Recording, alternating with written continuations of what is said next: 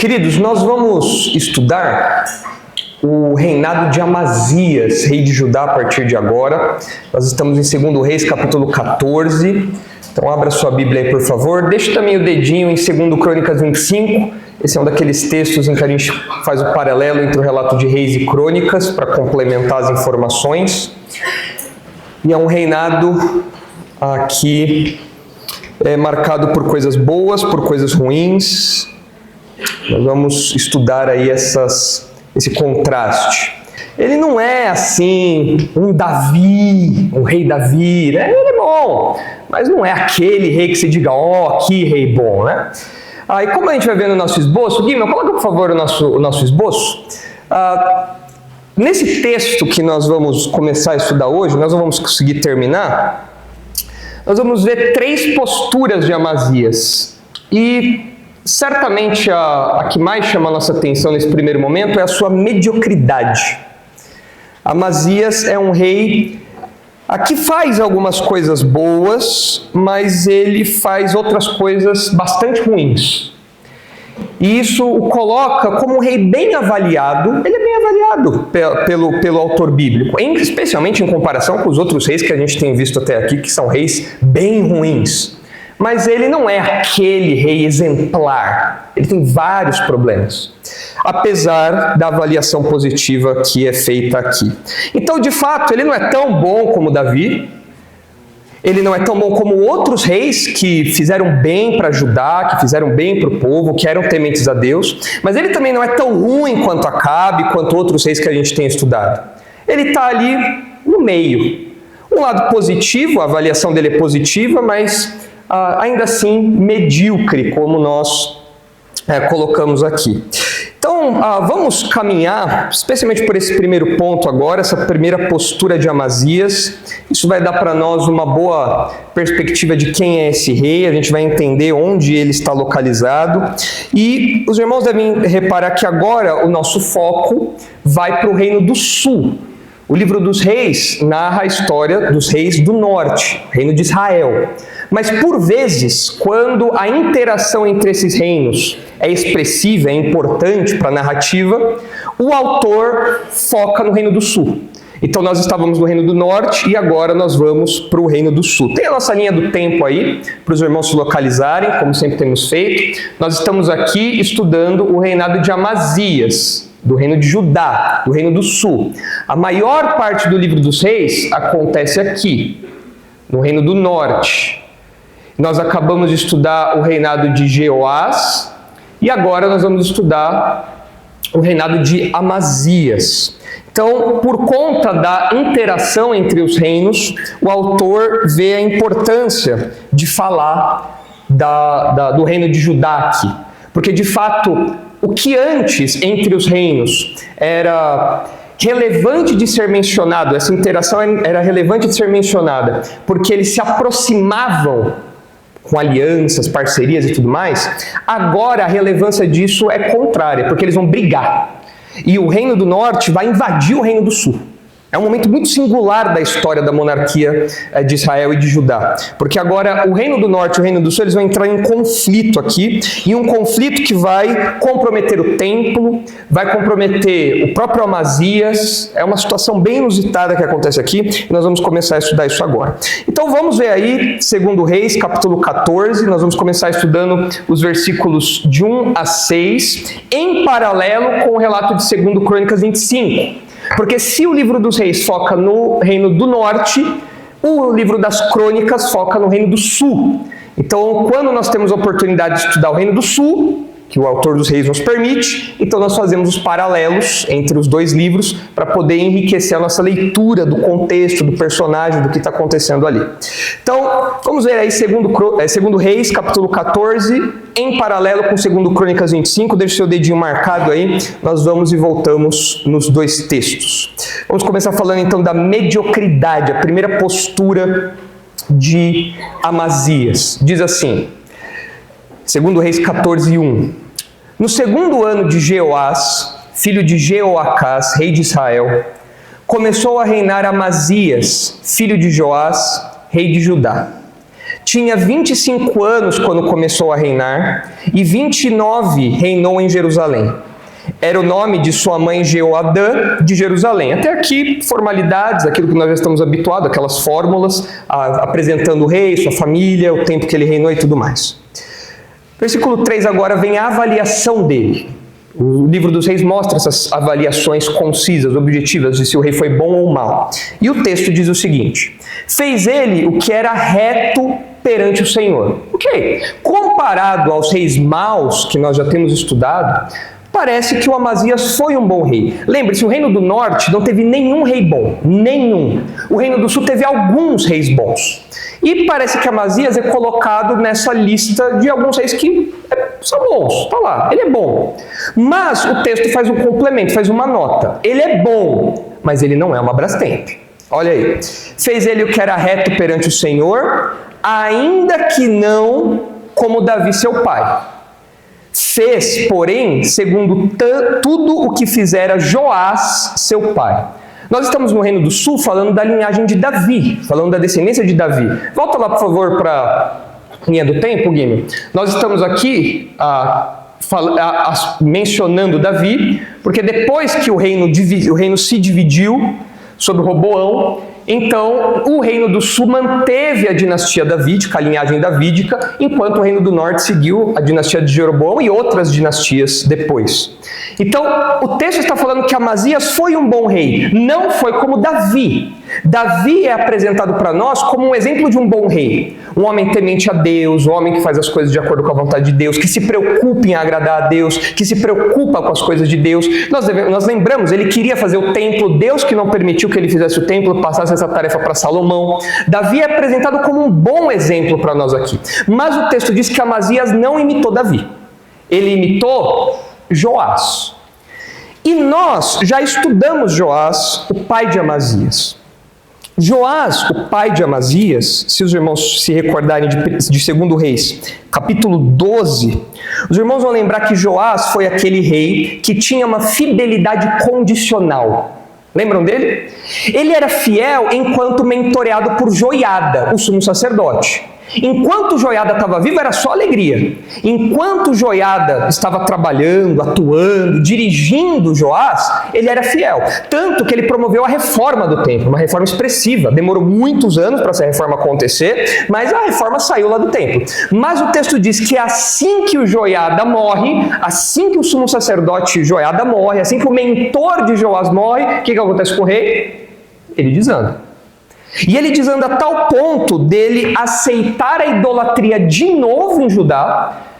Os habitantes de Judá pedem para Joás para que eles adorem ídolos, e Joás fala, não, tudo bem, está liberado, coisa que o Joiada jamais teria permitido, mas ele libera.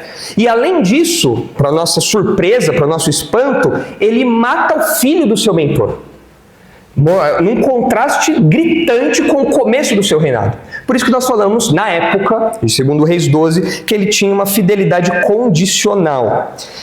E o texto diz para nós que o Amazias fez segundo o seu pai.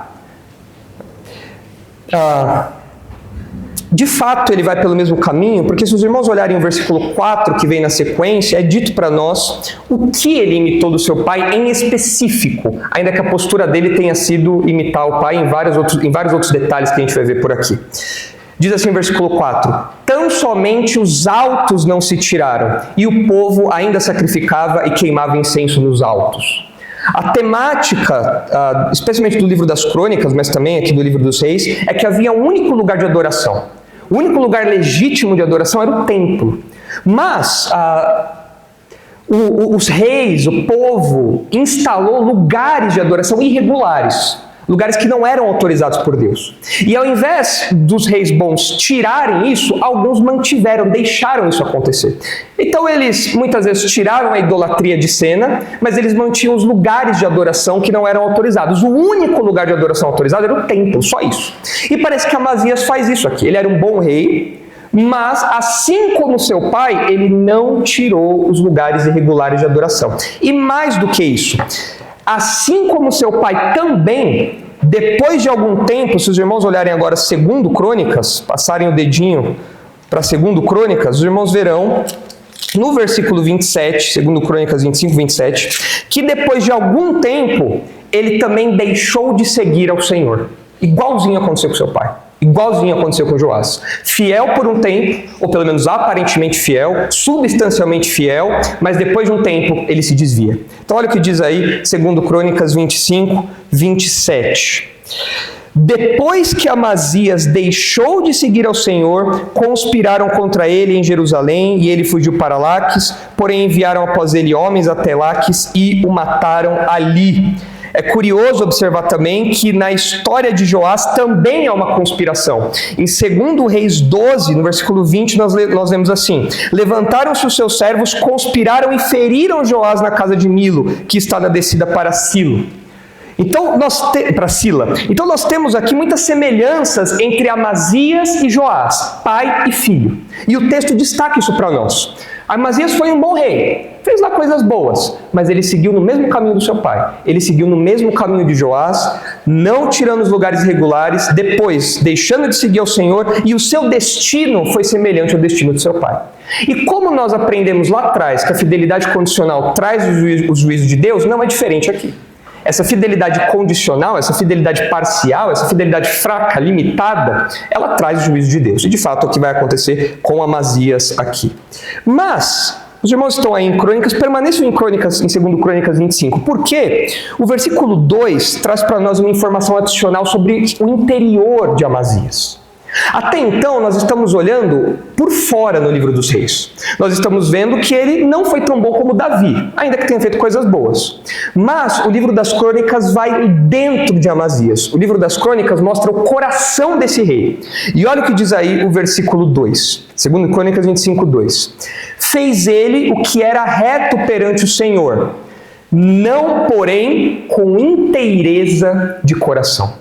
Essa informação faz toda a diferença porque mostra por que ele não foi como Davi e foi como Joás. Por que Amazias foi lá um bom rei, mas não foi um rei exemplar? Por que ele tem esse mas, tem esse porém? Por quê? Porque ele não tinha inteireza de coração. E o autor das crônicas é especialmente preocupado com a motivação das pessoas. Ao longo do livro das crônicas em especial, nós vemos várias vezes o autor falando sobre o coração dos reis, sobre o coração do indivíduo, dizendo a respeito à sua sinceridade, à sua integridade, ao seu compromisso interior. Porque por fora, ele podia fazer algumas coisas boas, algumas coisas certas, mas por dentro, o seu compromisso não era verdadeiro, não era legítimo. Era uma coisa meramente exterior. E com isso, o autor quer alertar os seus leitores. Vocês não podem se contentar com uma religiosidade exterior. Vocês têm que ter inteireza de coração. Vocês não podem ser como Amazias, vocês têm que ser como outros reis que se comprometeram interiormente, de dentro para fora, não apenas com uma casca, com um verniz de bondade, de fidelidade, que não se sustenta ao longo do tempo, como acontece com Joás e como acontece com Amazias aqui. Veja, por exemplo, 1 Crônicas 28, vamos fazer um pequeno tour aí nessas expressões que o autor das crônicas usa para falar do coração dos indivíduos. Olha aí 1 Crônicas 28. 1 Crônicas 28, 9. Olha aqui, é Davi falando para Salomão. 1 Crônicas 28, 9. Tu, meu filho Salomão, conhece o Deus de teu pai e serve-o de coração íntegro e alma voluntária. Salomão, seja fiel a Deus, de coração, de dentro para fora, com um compromisso interior, se dedicando realmente ao Senhor. Por quê? Veja aí o motivo desse compromisso que Salomão deveria ter. Porque o Senhor esquadrinha todos os corações e penetra todos os desígnios do pensamento. Se o buscardes, ele deixará achar-se por ti. Se o deixardes, ele te rejeitará para sempre. Por que Salomão tinha que ter um compromisso de coração? Porque, Salomão, Deus conhece o seu coração. Se você for um rei apenas fiel no exterior, se você se manter fiel apenas da boca para fora, o Senhor sonda todos os corações. Ele conhece as suas motivações. Ele sabe o que você faz, ser sincero ou não. Ele vai além do que os nossos olhos podem ver. Portanto, tenha um coração íntegro e alma voluntária. Se dedique ao Senhor de coração. Veja também o capítulo 29, versículo 17. Falando que Deus se agrada dessa sinceridade de coração. Diz assim: bem sei, meu Deus, que tu provas os corações e que da sinceridade te agradas.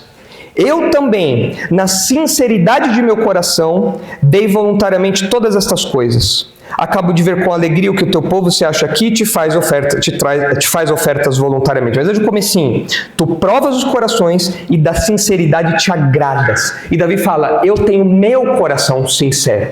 Deus se agrada disso, Deus busca isso, um coração que o adora com sinceridade. Se os irmãos olharem em 2 Crônicas, capítulo 6, os irmãos verão que, inclusive, essa postura sincera, de coração, isso que vem do interior, trazia, inclusive, o perdão e até mesmo a paciência de Deus.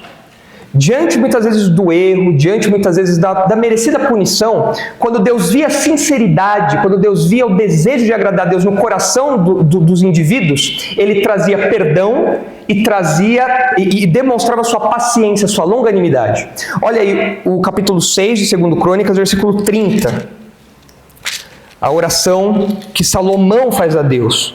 Ouve tu dos céus, lugar da tua habitação, perdoa e dá a cada um segundo todos os seus caminhos, já que lhes conheces o coração, porque só tu és conhecedor do coração dos filhos dos homens. Agora vá para 2 Reis 20, deixa sua Bíblia marcada em 2 Crônicas e pula rapidinho para 2 Reis 20. Nós estamos montando uma pequena teologia do coração no livro dos Reis e Crônicas. Olha aí 2 Reis 20. A doença de Ezequias. E veja como Ezequias, que foi dito que ele morreria, foi anunciado que ele morreria, ele diante disso chora, ora, pede a Deus que mude isso. Olha o que acontece aí. Naqueles dias, 2 Reis 20, naqueles dias Ezequias adoeceu de uma enfermidade mortal. Veio ter com ele o profeta Isaías, filho de Amós, tanto que isso está também no livro de Isaías, irmãos, tem um paralelo disso lá no livro de Isaías. Disse o Senhor, e lhe disse, assim diz o Senhor, põe em ordem a tua casa, porque morrerás e não viverás. Então virou Ezequias o rosto para a parede e orou ao Senhor, dizendo, lembra-te, Senhor, peço-te, de que andei diante de ti com fidelidade, com inteireza de coração. Olha a oração desse homem aqui, é uma oração desafiadora. Eu não sei se nós podemos fazer uma oração dessa. O salmista pede para Deus provar o coração dele. E o salmista com isso fala, Senhor, o Senhor sabe que eu sou alguém íntegro, que eu me dedico ao Senhor, que eu me preocupo com as suas coisas. E o que Ezequias faz aqui é uma oração desse calibre. Senhor, o Senhor conhece o meu coração. O Senhor sabe que andei diante de ti com fidelidade e com inteireza de coração. Um compromisso integral, fiel, de dentro. Eu me preocupei em servir ao Senhor, em adorar ao Senhor. Eu me preocupei com isso de verdade. Não é só da boca para fora. O Senhor sabe disso. Uma oração desafiadora essa daqui. E fiz o que era reto aos teus olhos, e chorou muitíssimo. Versículo 4. Antes que Isaías tivesse saído da parte central da cidade, veio a ele a palavra do Senhor, dizendo, volta e dize a Ezequias, príncipe do meu povo, assim diz o Senhor, o Deus de Davi teu pai, ouvi a tua oração e vi as tuas lágrimas. Eis que eu te curarei, ao terceiro dia subirás à casa do Senhor. Acrescentarei aos teus dias 15 anos, e das mãos do rei da Síria te livrarei, a ti e a esta cidade, e defenderei esta cidade por amor de mim e por amor de Davi, meu servo. Vejam aqui como a oração de Ezequias, que tem esse elemento de sinceridade, de algo de coração, fez com que Deus olhasse para isso e falasse, ok, eu vou atender a sua súplica, eu vou estender os seus anos de vida, mostrando a longanimidade de Deus diante dessa postura sincera de Ezequias.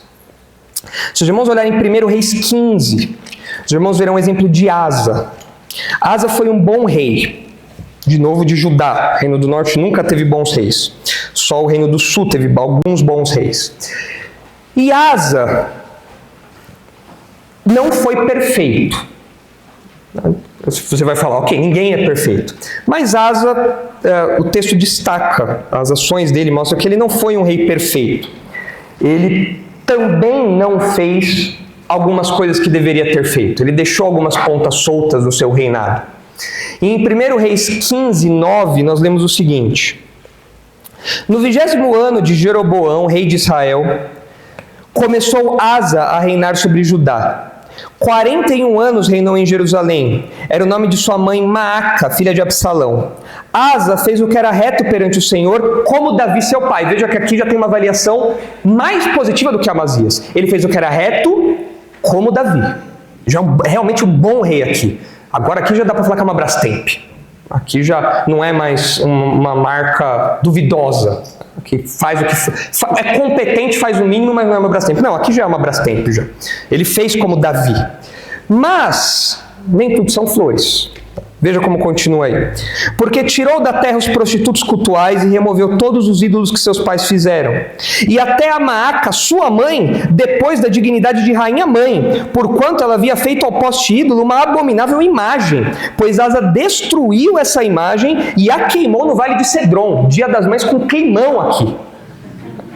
O Dia das Mães na casa do Asa era difícil, porque ele destituiu ela da posição dela. Que mãe, você está queimando o filme, que história é essa? Está queimando incenso, está queimando oferta no lugar errado e está queimando seu filme. Vou te tirar daí, que história é essa? Depôs ela, você não pode continuar nessa posição. Mostrando a fidelidade desse homem aqui. Isso com a própria mãe, mostrando sua fidelidade, sua integridade. Mas o versículo 14 diz: os altos, porém, não foram tirados. Todavia, o coração de Asa foi, todos os seus dias, totalmente do Senhor. Ele fez muitas coisas boas, mas ele não foi perfeito. Versículo 14 diz: os altos, porém, não foram tirados. O mesmo erro de Amazias. Não tirou os lugares irregulares de adoração. Mas o texto diz que, apesar disso, o coração dele foi todos os dias totalmente do Senhor. Ele teve integridade. Ele se dedicou às coisas de Deus. Por que ele não tirou os altos? O texto não nos diz aqui, pelo menos nesse trecho. Isso nos mostra que, mesmo não sendo perfeito, ele acertou muito, e Deus fez uma boa avaliação dele por conta do compromisso do coração que ele tinha. Isso não significa que Deus faz vistas grossas ao nosso erro.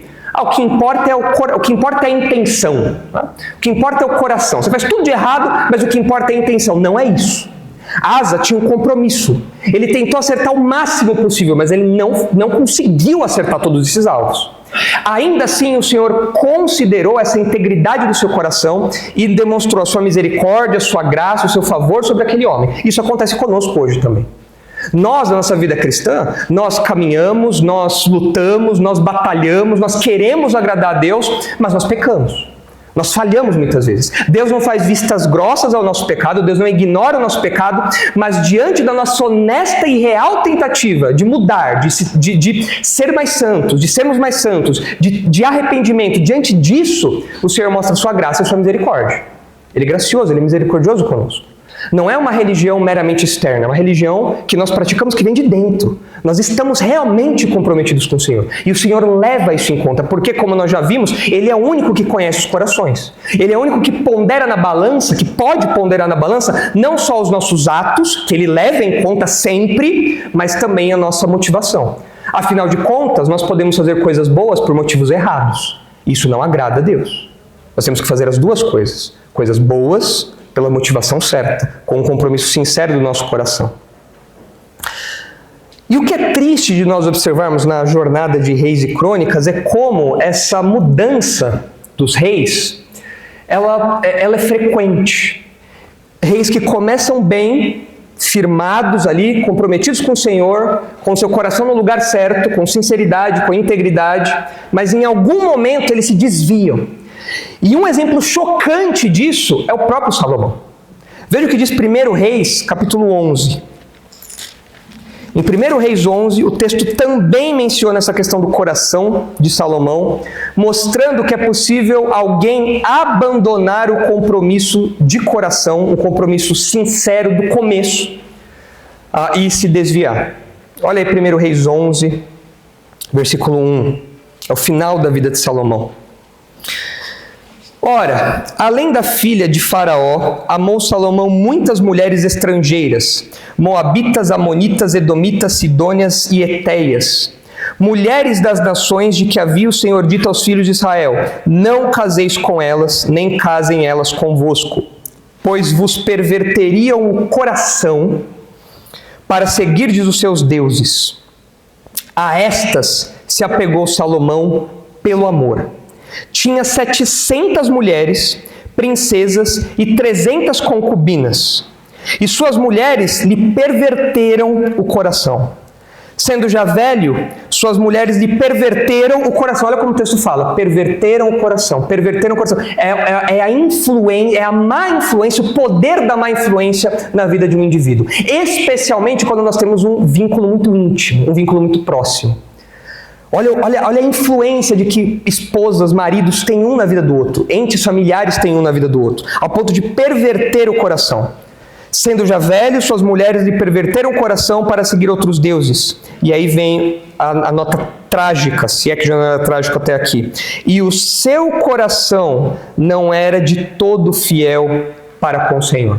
Expressão muito semelhante ao que aparece lá no caso de Amazias, falando que ele não tinha inteireza de coração. Aqui é dito que ele não era mais de todo fiel para com o Senhor seu Deus, como fora Davi seu pai.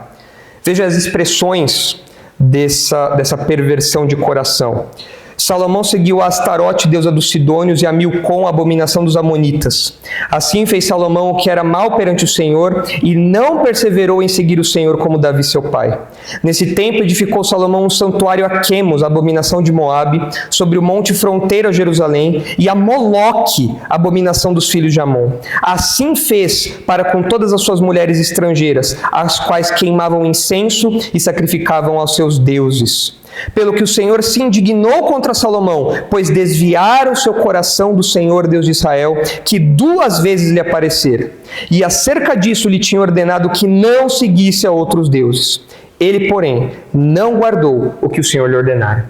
É possível alguém começar um compromisso com Deus com inteireza de coração, mas por má influência essa pessoa abandona esse compromisso, abandona essa postura fiel. Abandona essa disposição de coração sincero e se perverte nessa idolatria terrível que Salomão pratica aqui. E de novo, por que o autor, especialmente das Crônicas, está preocupado em falar para nós sobre o coração de Amazias e de todas essas outras passagens que nós lemos tanto em Reis como em Crônicas? Porque o autor quer que os seus leitores não obedeçam apenas de maneira externa e mecânica. Deus não se agrada de uma religião apenas de cascas. Deus não se agrada de coisas feitas apenas para gringo ver. Deus não se agrada disso. Deus quer que nós façamos as coisas certas, mas Ele quer que nós façamos isso de coração. E nós vemos que essa preocupação com o coração continua sendo relevante, porque o Novo Testamento enfatiza isso várias vezes. Os irmãos devem lembrar que Jesus disse que nós temos que amar a Deus de todo o coração, com todas as nossas forças, com toda a nossa alma. Um compromisso integral que faz com que nós nos empenhemos totalmente, todas as minhas forças. Tudo que eu tenho, eu dedico no meu compromisso a Deus, e é algo de coração, de todo o meu coração. Se os irmãos olharem em 1 Coríntios, capítulo 4, os irmãos verão que os crentes devem considerar que no julgamento reservado aos crentes, todos nós seremos julgados como servos de Deus. Não seremos julgados para salvação ou perdição, porque isso já está garantido pelo que Jesus fez. Nós já não vamos mais para o inferno, não tem o risco de você chegar lá nesse julgamento e descobrir que você foi mal, perdeu sua salvação, já era. Não é isso. Esse julgamento aqui é um julgamento onde nós seremos avaliados em nossa performance como crentes. É um tribunal como um tribunal esportivo, onde nós vamos ser avaliados pelo nosso desempenho, não se nós seremos salvos ou não, certo? E nesse tribunal, essas ações que serão julgadas, nesse tribunal não serão julgadas apenas as nossas ações, mas também as nossas disposições interiores, as nossas motivações. Veja aí 1 Coríntios 4, 5. Portanto, nada julgueis antes do tempo, até que venha o Senhor, o qual não somente trará à plena luz as coisas ocultas das trevas, mas também manifestará os desígnios dos corações, e então cada um receberá o seu louvor da parte de Deus. Muitas pessoas falam, pastor, o que é o galardão? Nós não sabemos o que é o galardão. Não sabemos se são bitcoins celestiais, não sabemos se são... Não, isso não é, com certeza. Não é uma coroinha com joinhas, não é nada disso. Tá? Mas nós não sabemos o que é. Um palpite muito bom, que eu particularmente tendo a achar que faz sentido, até pelo palavreado que é usado na Escritura para falar do galardão, mas de novo, é um palpite, é que realmente se trata de uma palavra de aprovação de Deus. Nós lembramos de Jesus falando, servo bom e fiel, entra para o reino de teu Pai. Mas alguns não vão receber isso não. Alguns vão receber. Passa. Vai. Rápido. Não vai ter uma aprovação muito grande, né? Alguns talvez nem tenham a palavra, vai ser só um.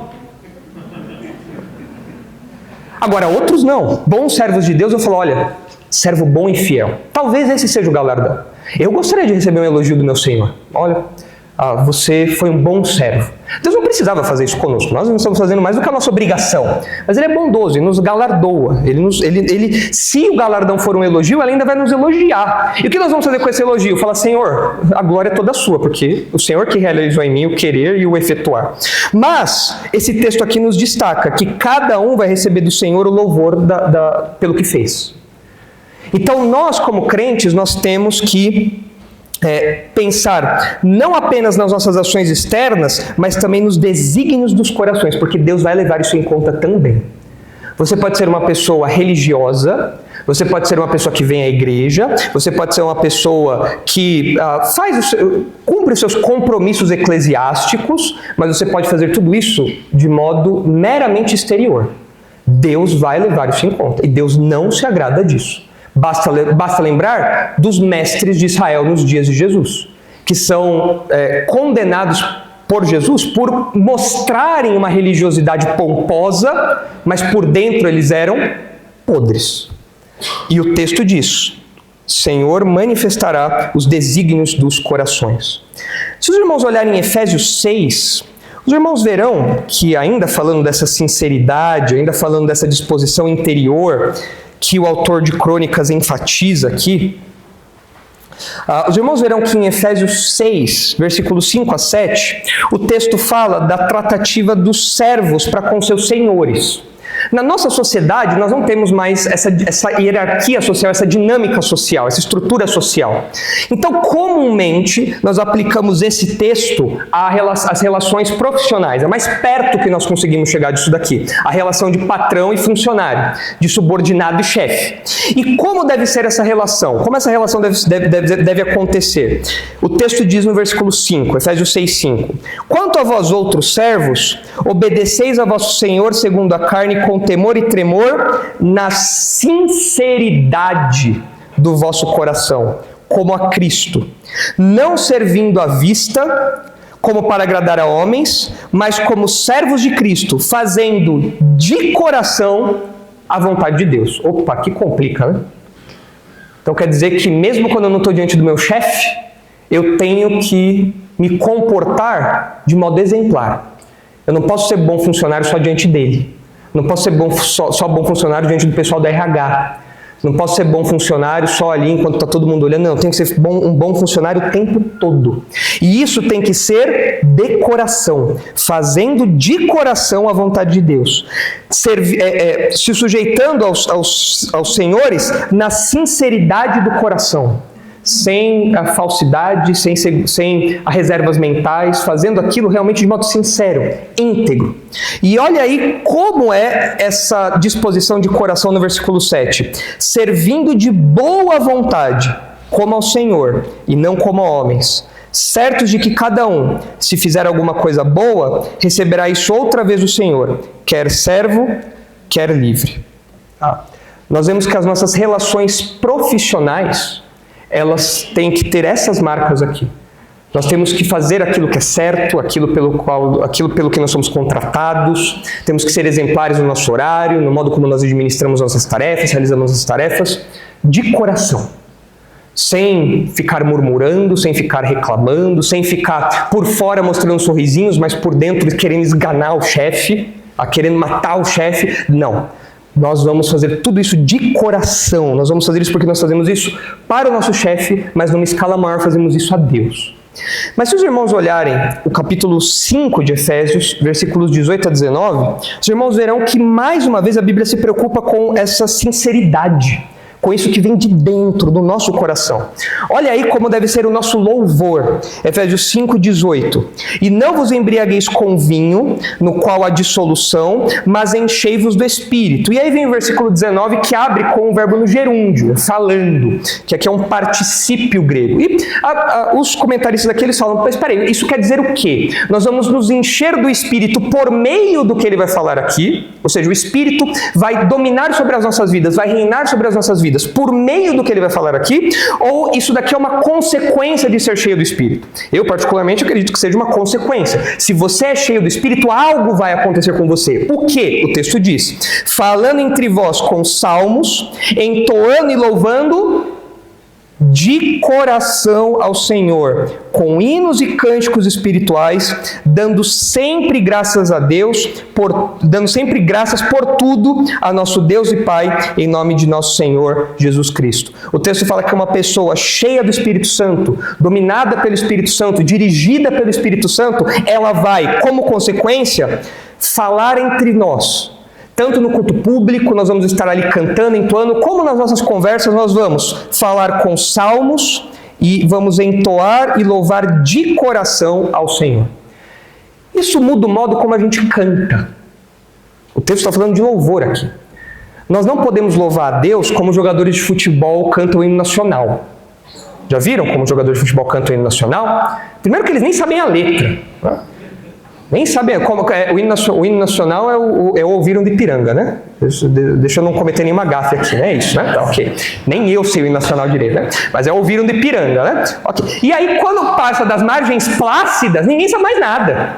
Ouviram de Ipiranga as margens plácidas e ninguém sabe nem o que é isso. O que tem? É porque é um poema parnasiano, né? Tudo invertido, tudo aquela coisa. Meu Deus, o que quer dizer isso? É difícil mesmo, mas jogador de futebol tem que cantar lá, né? E a câmera passa. O jogo da seleção é assim, né? A câmera passa. Como que estão os jogadores lá? Ele está cantando qualquer coisa, menos um hino. Ele tá cantando lá anedotas de criança, ele tá cantando qualquer coisa, menos um hino, ele nem sabe. Aí de vez em quando passa uma frase conhecida, ele fala, Pátria amada, Brasil, vai. É isso. Nós não podemos cantar, louvar a Deus com essa disposição. Nós não podemos fazer isso. Nós não podemos louvar a Deus com só apenas mexendo os nossos lábios. O nosso coração tem que pulsar enquanto nós louvamos a Deus. Nós não cantamos aqui, juntos como igreja, apenas porque é uma formalidade, tem um aspecto estético. Não. Deus se agrada disso. E a palavra de Deus diz que esse louvor de coração, é uma expressão de uma vida dirigida pelo Espírito. Ah, pastor, eu não gosto de cantar na igreja, não me sinto bem, eu acho que isso daí, essas letras não tem nada a ver. Talvez isso seja um sintoma da sua vida espiritual. Porque o texto diz que quando nós estamos repletos do Espírito Santo, nós queremos louvar a Deus. Quando nós estamos felizes, nós não cantamos. Nós não saímos cantando à torta à direita. Quando você está feliz, você não sai assobiando por aí. O que aconteceu? Por que essa pessoa está assim? Ela está cantarolando porque nós queremos. Parece que é algo instintivo do ser humano. Quando nós estamos numa relação saudável com o Senhor, nós louvamos Ele de coração. Não apenas da boca para fora. Então a força com que nós cantamos muda. O modo como nós prestamos atenção na letra muda. Nós fazemos daquilo o nosso louvor pessoal e unimos a nossa voz com vontade aos nossos irmãos, louvando a Deus. Isso é louvar a Deus de coração. Bastante coisa de coração, né? Os cardiologistas ficam felizes aqui hoje, né? Mas tem mais coisa ainda. Se não bastasse louvar a Deus de coração, se comportar diante do chefe ou fora da presença do chefe de coração também. Se os irmãos olharem 1 Pedro 1,22, o texto diz que nós temos que amar os irmãos de coração. Olha aí. 1 Pedro 1, 22.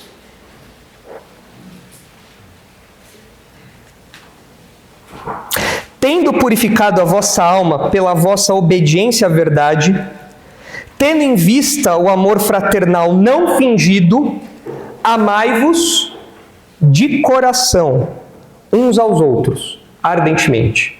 Não vamos falar aqui das outras características do amor aqui, do fato de ser ardente, intenso, não ser hipócrita. Foque na questão do coração. Você tem que amar o seu irmão, nós temos que amar os nossos irmãos de coração.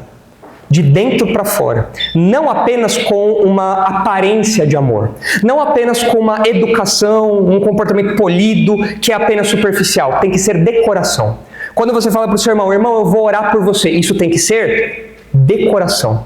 Quando você fala assim, irmão, qualquer coisa que você precisar, você me chama, tá? Mas por dentro você está falando assim, espero que ele não me chame. Tem que ser de coração. Você tem que realmente se preocupar com ele. Quando você pergunta, e aí, como é que estão as coisas? Não pode ser só um jeito de começar uma conversa. Tá tudo bem? E a pessoa fala, tá mais ou menos, deixa eu contar pra você. Você fala, ai, era só por educação, a pessoa entendeu errado. Nossa, agora a pessoa vai começar a falar e não para de falar. Eu não queria conversar com ela. Agora, se você pergunta que tá tudo bem, o texto fala que esse amor tem que ser de coração. Não pode ser só algo de fora. Tem que ser algo que vem de dentro pra fora. Isso nos desafia. Muitas vezes nós não queremos amar os nossos irmãos, muito menos de coração.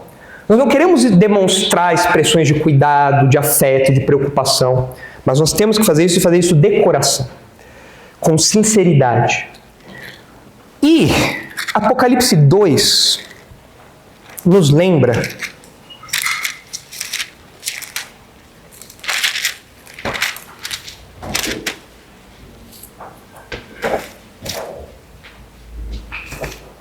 Apocalipse 2, versículo 23, nos lembra que Deus, por conhecer os corações, aquilo que nós já vimos em Crônicas, que Davi fala para Salomão, Deus conhece o coração dos seus servos e disciplina o pecado na igreja. Veja o que diz aí Apocalipse 2, 23. Matarei os seus filhos, e todas as igrejas conhecerão que eu sou aquele que sonda mentes e corações, e vos darei cada um segundo as vossas obras. Deus, que Jesus, vê o que acontece dentro da igreja. E mais do que nós podemos ver, Jesus olha as mentes e os corações, e ele disciplina. E isso tem que nos alertar, isso tem que nos assustar em algum grau, em algum nível. Nós precisamos lembrar que Deus olha não só o que nós fazemos por fora, mas também as nossas motivações e, quando elas são pecaminosas, Ele nos disciplina, Ele pune, Ele nos corrige. Ok, aí você fala assim, pastor, é muito bonito tudo isso. De fato, a Bíblia se preocupa com a sinceridade, com as nossas motivações interiores, com esse compromisso integral que nós temos que ter, essa coisa que vem de dentro para fora, não apenas uma mera religiosidade, uma coisa de fachada. Nós temos que realmente adorar o Senhor com integridade de coração, tudo isso é muito bonito. Mas como eu posso obedecer de coração? Alguém pode se perguntar isso. Como eu posso obedecer de coração? Eu quero obedecer de coração ao Senhor. Eu quero ter um compromisso integral com o Senhor, mas eu não consigo. Como eu posso fazer isso? Nós sabemos que para isso ser possível, para isso acontecer, nós precisamos todos de um novo coração. Porque o nosso coração natural, o nosso coração de pedra, jamais vai amar a Deus com sinceridade. Pelo contrário, vai odiar a Deus. Nós nascemos distantes de Deus, nós nascemos odiando a Deus, nós nascemos afastados de Deus. E nunca nós podemos adorar a Deus sinceramente com o nosso coração natural, com o nosso coração pecaminoso, com as nossas inclinações pecaminosas sem nenhuma ação de Deus. É por isso que nós precisamos de uma nova natureza. Nós precisamos de um novo coração. E se os irmãos olharem em Romanos capítulo 6, os irmãos verão que ao falar da conversão do crente, o apóstolo Paulo usa uma expressãozinha que passa pelo coração. Em Romanos 6,17, nós lemos o seguinte: Veja aí a partir do 16, Romanos 6,16. Não sabeis que daquele a quem vos ofereceis como servos para obediência, desse mesmo a quem obedeceis sois servos, seja do pecado para a morte ou da obediência para a justiça? Paulo desenvolve o conceito do senhorio na carta aos Romanos. Se você tem o pecado como seu senhor, como dono da sua vida, você vai caminhar para a morte. Mas você pode mudar de senhorio. Você pode fazer com que Cristo seja o seu Senhor. E veja o que diz o versículo 17.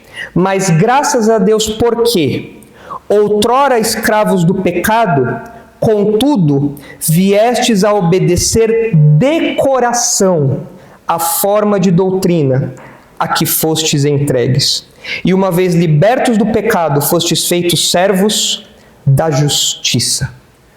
O que é a conversão aqui? Ao que Paulo associa a conversão? A obedecer de coração a forma de doutrina que fostes entregue, a pregação de Paulo. Os romanos, Paulo diz, eles ouviram a pregação do Evangelho. Eles creram nessa pregação. E isso constituiu uma obediência de coração. Algo sincero. Eles realmente creram no Evangelho. É isso que tem que acontecer com você.